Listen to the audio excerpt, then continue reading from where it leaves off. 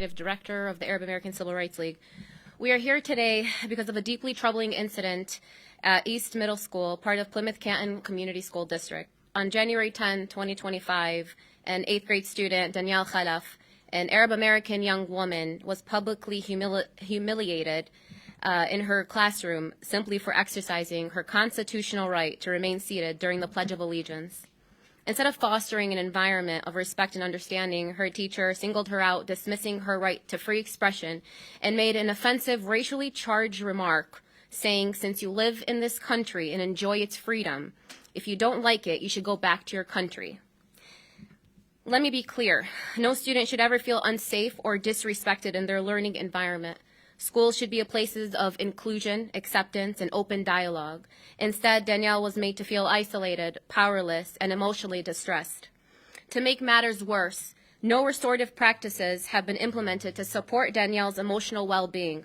No school staff reached out to offer counseling or guidance, nor was she given any resources to help her cope with the trauma that she endured. How is Danielle supposed to trust in a system that failed to protect her? How do you think she feels when she's being told to go back to her country and she's a United States citizen? What happened to Danielle is a direct violation of her First Amendment rights and highlights a deeper issue of discrimination within our schools. Teachers hold an immense responsibility to educate, uplift, and foster environments where students feel safe to express themselves.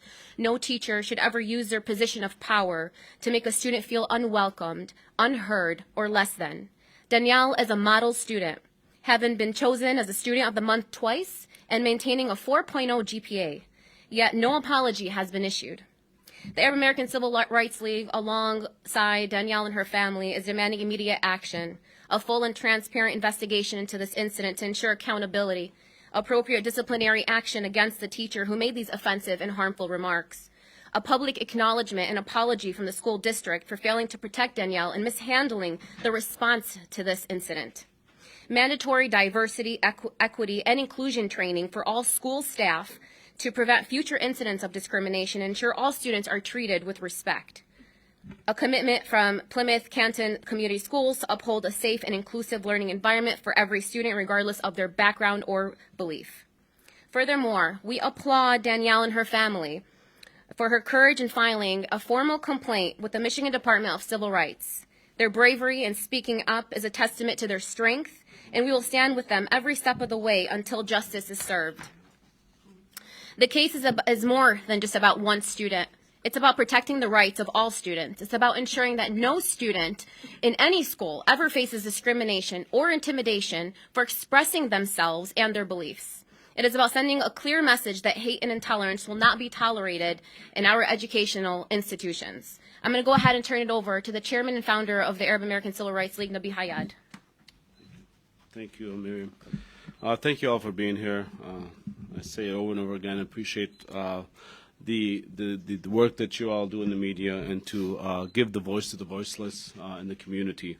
And Danielle is one of those individuals today for this press conference. That being said, we're truly disappointed in the Plymouth-Canton School District, in all sincerity. The Plymouth-Canton School District prides itself on saying that they believe in diversity. They have cultural days. They have different days that they bring in from whatever cultural background that you're from. They say one thing, they talk the talk, but they're not walking the walk. And this is very disappointing because yet when a teacher, such as this teacher in East Middle School, does what she did what she did, and for the school district not to take any action, not even investigate, not even discipline, not even have any kind of training for this particular teacher is truly deplorable. The fact that this particular teacher had to single out this individual for not standing up for the Pledge of Allegiance, which, by the way, is her constitutional right, her First Amendment constitutional, fundamental right, we say. Our most fundamental rights, our constitutional right is the First Amendment. She should have known this. That is the law across the country. That is the law of the Supreme, of our Constitution. That is the law in the state of Michigan. A student does not need to participate in taking the Pledge of Allegiance. She does not need to participate in standing up for the Pledge of Allegiance. That is her right. That is her God-given right. That is our constitutional right. That is our state law right, state constitutional right, as well as our common law right.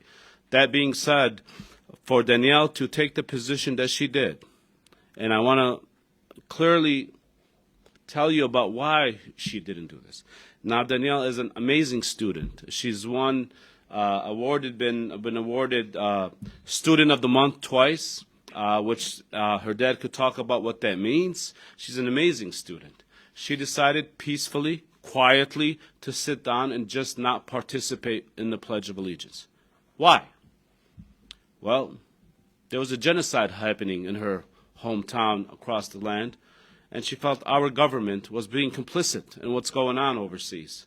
And she could not sit there and stand and watch while kids were being burnt alive and 2,000 pounds were being dropped on her basically neighbors, because she is of Palestinian descent. For her to take an action and say, I'm an American, and I believe in this country, and I believe in the First Amendment, and I'm going to exercise my right under the First Amendment, under the Constitution, to speak up and demonstrate against what's happening overseas. And we must appreciate how courageous this was by the 8th grader in this school district, for her to stand up and say, and no one told her this. And you can speak to her dad or her mom. That no one told her to do this. She individually did this. She had a conscience. She has a will. She had ethics, principles, and said, this is fundamentally wrong. Why is my government doing this? While people are being slaughtered, her community, villages that are being devastated and being slaughtered, she decided to take a stand. This is nothing new, ladies and gentlemen, in our government, in our Constitution. That's what makes this country so great. That you have the right to protest, that you have the right to stand up, you have the right to sit down. Rosa Parks sat down. Danielle sat down. And she said, I'm not going to do this. I'm not going to stand up where there's I'm not going to sit there and stand up for injustice. And she has the right to do that. And our laws protect her against that. The family has filed a complaint with the Michigan Department of Civil Rights. And we're asking the Michigan Department of Civil Rights to investigate very thoroughly, because the Plymouth Canton School District failed to do so. And that's what our laws are based about. Our Constitution in the state of Michigan says that the Michigan Department of Civil Rights is to investigate. They will do that. But we're asking the Plymouth Canton School District to do your job. Investigate what one of your teachers have done. And it's not just a run-of-the-mill, oh, she didn't do nothing much. This is fundamental. This will affect this individual, this child, for the rest of her life. And what action the school district does moving forward will impact her and send a very strong message not only to her but to the community and all diverse communities under the Plymouth Canton School. And I know the Plymouth Canton School District is a very diverse district. My children went there. I know how diverse they are. We're asking for them to do the right thing, for the school board to take action immediately, conduct an investigation, do a thorough investigation, make sure that this teacher is dealt with accordingly. For her to take her position and her stand against an 8th grader is fundamentally wrong. This is a child we're talking about. And for her to take her personal beliefs, her growth, her background, and sit and try to instill them on an 8th grader is fundamentally wrong. I don't think any of you here in this room would be okay with that. Regardless of what your position, what your political opinion is, what your background is, it's just fundamentally wrong. There should be no place for politics in our education system. And for this teacher to take such a stand is so fundamentally wrong, she needs to be dealt with. She needs to be either disciplined or she needs to be discharged, because she sure does not understand what her duties are. She's there to teach and the curriculum. She's not there to give her political opinion or her stand on certain things. Until her family or her village or her community is being alienated, she cannot sit there and make those type of decisions.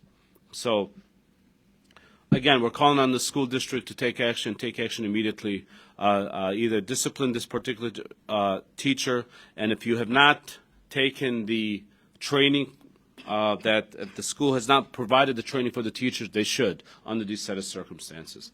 I'm going to turn it over to the dad now, and thereafter Danielle's going to say a few words after that. Thank you. So my name is Jacob Califf, and I am Danielle's father. I'm here not just as a parent, but an advocate for my daughter and for every student that deserves a safe and respectful learning environment.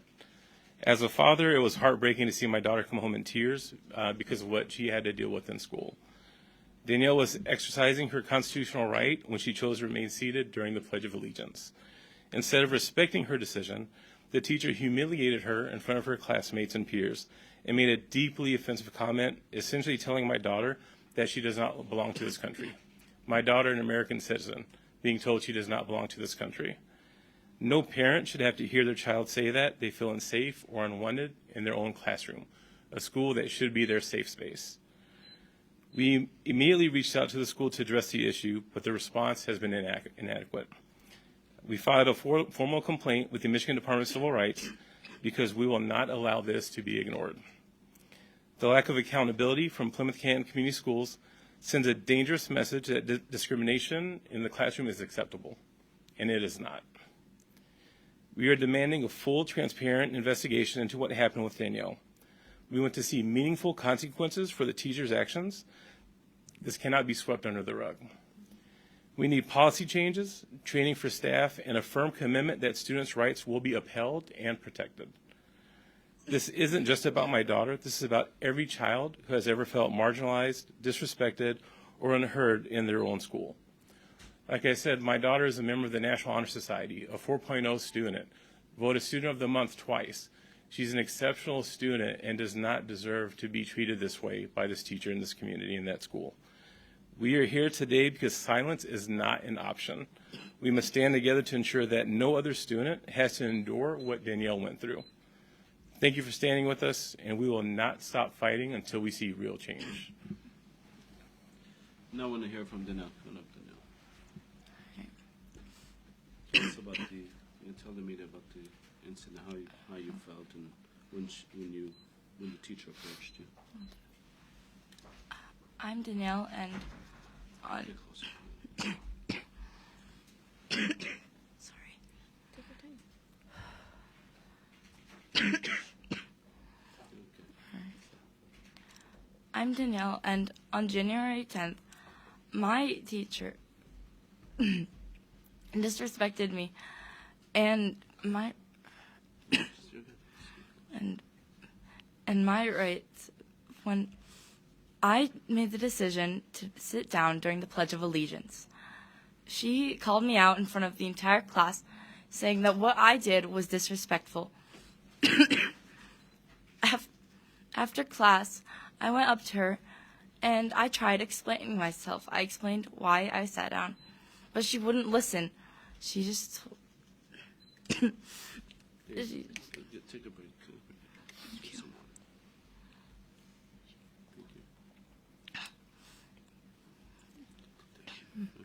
Take your time. I'm good. I just need to stop coughing. You got this. My girl.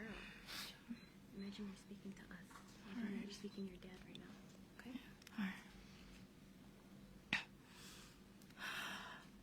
She just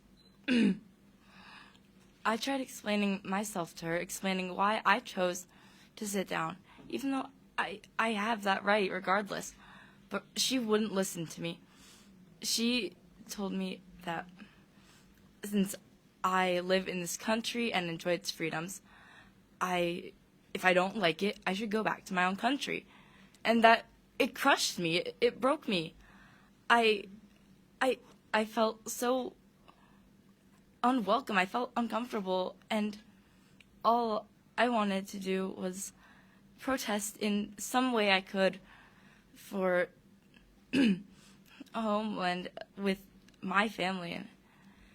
And luckily, I had counselors and other staff members I could go to reach out for some sort of support, but even then, it really was not sufficient. this teacher got away with just saying something so cruel to me, and she caused me a lot of discomfort. And I know this isn't a one-off thing. I want her to take some sort of accountability. I want the school to take accountability, because I know that this could happen to so many other students, so many other kids with these different backgrounds, with different races. She could easily treat them like she treated me, and I don't want that to happen. No one deserves to feel no one deserves to feel the way I had to feel. No one deserves to feel unwelcome in school. It's supposed to be a safe space. I think that if the school finally holds this teacher accountable and does something to get through to her that she cannot treat students like that, she cannot talk this way, talk down to these kids, then maybe school would feel safe again. Absolutely.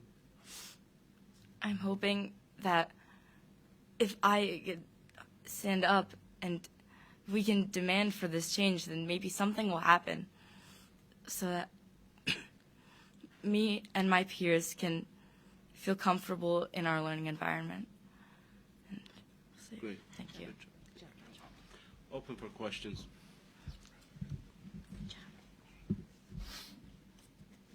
Have any incidents like this happened in the past at this school with the same teacher? Do you know of any? I'm honestly not sure. I don't think we've gone that in depth to. There hasn't been. Yes, I don't think we've gone that in depth yet as to. There's not a federal lawsuit pending or anything to have a discovery request or subpoena as to that.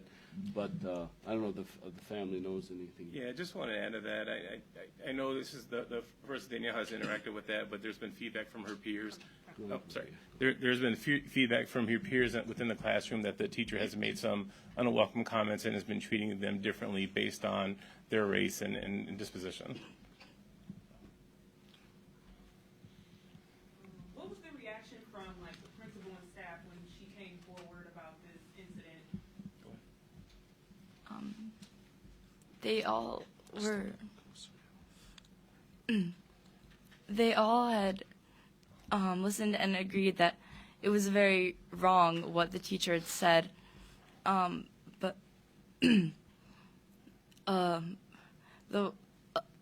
after they came up with the solution, which was just to remove me from the teacher's class instead of doing anything to the teacher as far as we're aware, it was just dropped, and no one ever came to me or said anything else about it. Wasn't there a class, what's it called, where she was not a part of that? Will you Yeah, just the restorative. explain that to them, please. Yeah. So based on what Danielle was letting us know is that the administration had restorative practice in the classroom with the teacher and the other students, but the only person that wasn't in the classroom was Danielle herself. So there was no support that was given to her. There was no guidance for counseling for her emotional and mental health, being that she was the most affected by this. Do you know what those restorative steps were? What they do exactly? According to family, it's just to talk about kind of, how to convey the message, just to see if everyone's fine and okay. But I think you probably know a little bit more about how that looks. Sure. So basically, they said it was just a circle with the teacher and the other students, where they gave them an opportunity to express how the event impacted them, and they felt that it was important for the teacher to hear how the other students were impacted, as opposed to my daughter that was directly impacted and who she made the statement to. In addition, I will say that the principal told us that they did get a documented statement from the teacher admitting to telling my daughter to go back to her country. And we haven't received a formal apology from the school or the teacher, which I find very unacceptable under the circumstances.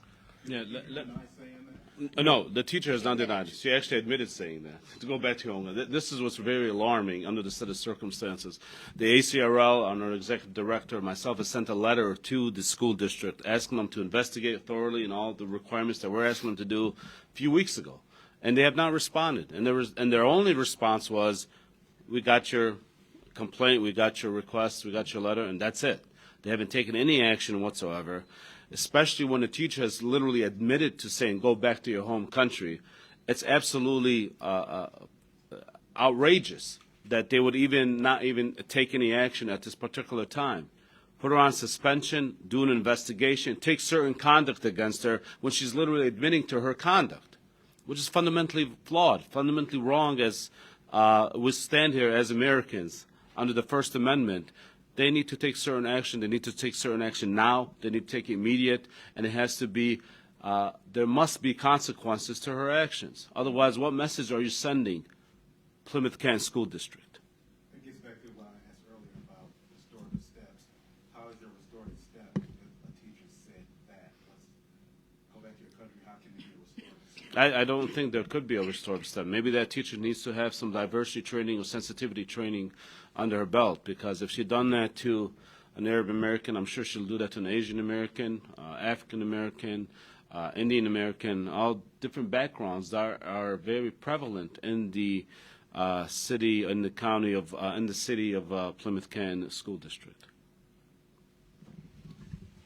You as a father, you know, this must be very devastating for your family, obviously for your daughter, you know, just going through all this and looking back at everything, you know, how are you feeling? No, absolutely. In all honesty, it broke me to my core. You know, when I got the call and found out what happened, you know, and I started to shake. I broke down in tears because you know, as an adult, you know, unfortunately, we've all dealt with racism in one form or another from our peers. But not in a million years did I ever expect my daughter to go through that and experience it in school.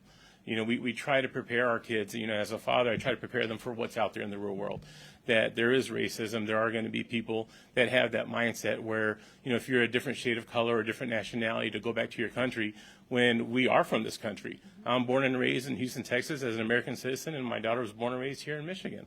So we're just as American as anybody else. So for her teacher to tell her that in school, just broke me to my core, because I would never want my daughter or anyone's child to experience that. And that's part of why we're here today, to ensure that that does not happen again.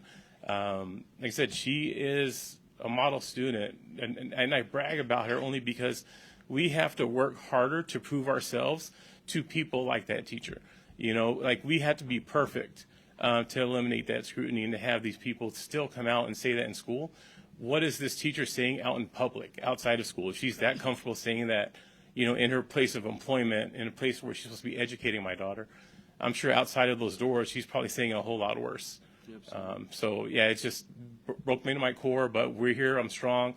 She's strong. I'm super proud of her. She's very resilient to even be able to go to a teacher in a position of authority and express how you feel. And like I said, she had every right to sit during the pledge, but to even to have to explain herself and in a place of respect, to hopefully have the teacher understand why she did what she did, only to be combative and be told she's being disrespectful and go back to your country if you don't like it. Like, that should have never happened and should never. And the teacher needs to be disciplined. And for her to still be employed there and still have other diverse students in that classroom and in that school, I would imagine they're impacted too. But it's not always easy to speak up. And that's part of why we're here. What outcome do you desire from the situation? I mean, in all honesty, the teacher should be discharged. Like, there shouldn't be a teacher in a position of power like that that has that mindset. Because, you know, racism isn't going to change overnight. Someone that has that mindset, that mentality, to talk to a 14-year-old like that isn't going to change overnight. So they shouldn't be in that position in that school. Danielle, did any of your classmates, what was the response of your classmates? None of my classmates witnessed it directly, but anyone I had told was definitely, like, on my side. They, like, almost my entire grade knows she is a racist teacher. She said this, it was wrong, and But they didn't witness when you spoke to her, you said? Did There were some witnesses, not her direct classmate or friends, but there were some witnesses there. Yes.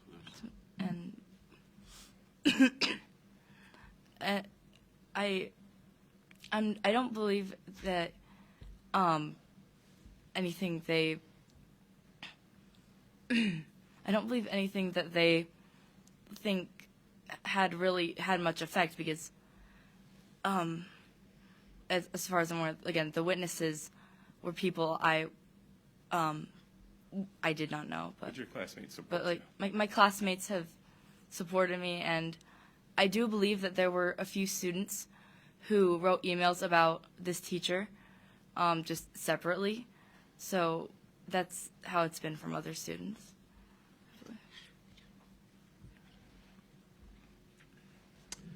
All right. Any further questions? Thank you all for coming. Appreciate you. Have a good evening. Thank you. Thank you.